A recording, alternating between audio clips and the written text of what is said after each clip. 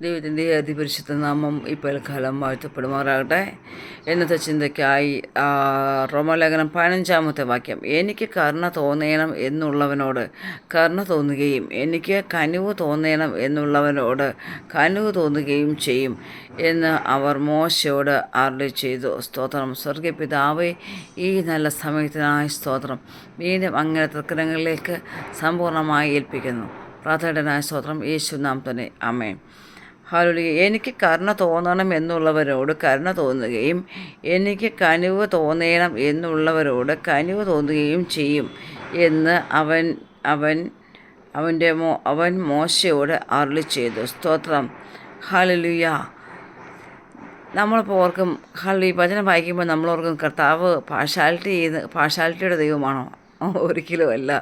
സ്തോത്രം. നമുക്ക് അവിടെ താഴെയുള്ള വാക്യത്തിൽ കാണുന്നുണ്ട്, അവൻ യാക്കോബിനെ വെറുക്കുകയും യേശാവിനെ വെറുക്കുകയും യാക്കോബിനെ സ്നേഹിക്കുകയും ചെയ്തെന്ന് കാണാൻ കഴിയുന്നുണ്ട്.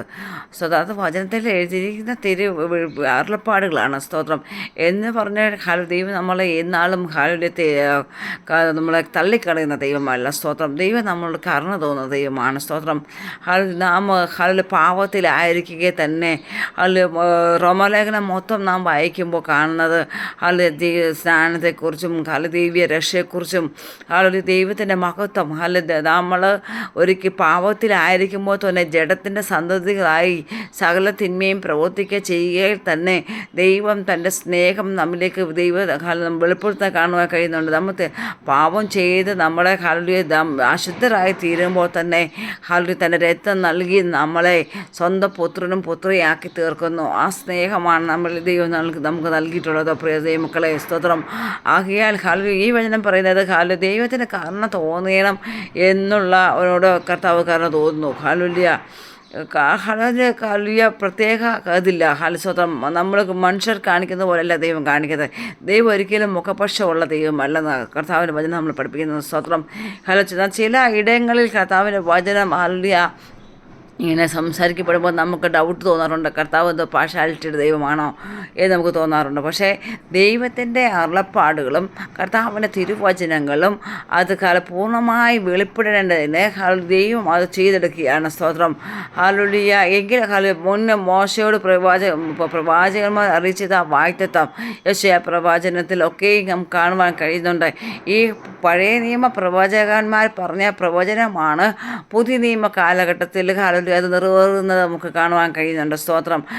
അപ്പോൾ ദൈവം പറയുകയാണ്, എനിക്ക് മോശയോട് പറയുക, എനിക്ക് കരുണ തോന്നണമെന്ന് എനിക്ക് ഇപ്പം ഒരാളോട് അവനെ സ്നേഹിക്കണം അല്ലെങ്കിൽ അവനെ ആദരിക്കണം എന്ന് എനിക്ക് തോന്നിയാൽ ഞാൻ ചെയ്യുകയില്ലയോ എന്നാണ് ചോദിക്കുന്നത്. സ്തോത്രം. ഹല്ലേലൂയ.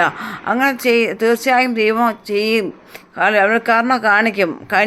എനിക്ക് കനിവ് തോന്നണം എന്ന് അവനൊരു വ്യക്തിയെക്കുറിച്ച് ചിന്തിക്കുകയാണെങ്കിൽ അവനോട് കനിവ് തോന്നുവാൻ ഇടയായിത്തീരും.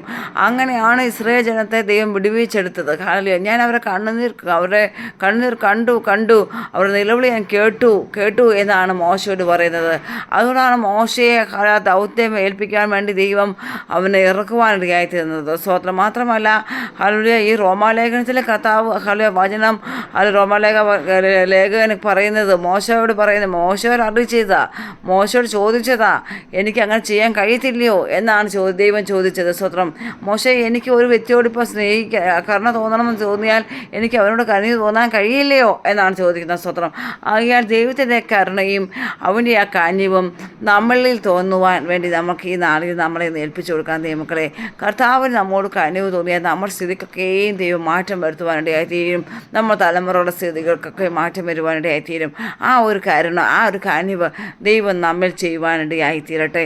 അതിനായി ദൈവത്തിന് ആ ഒരു മനസ്സലിവ് ദൈവത്തിന് നമ്മൾ തോന്നുവാൻ ദൈവത്തിന് നമുക്ക് കരയാം, പ്രാർത്ഥിക്കാം. നമ്മെ തന്നെ പണിയപ്പെടാം. നമ്മൾ തന്നെ ദൈവത്തിന് വിധേയരാക്കി കൊടുക്കാം. കർത്താവേ, നീ എന്നോട് കരുണ തോന്നണമേ, എന്നോട് കനിവ് കാണിക്കണമേ എന്ന് നമുക്ക് ദൈവത്തോട് യാചിക്കാം. ദൈവം തീർച്ചയായും നമ്മളോട് കനിവ് തോന്നുവാനിടയായിത്തീരും.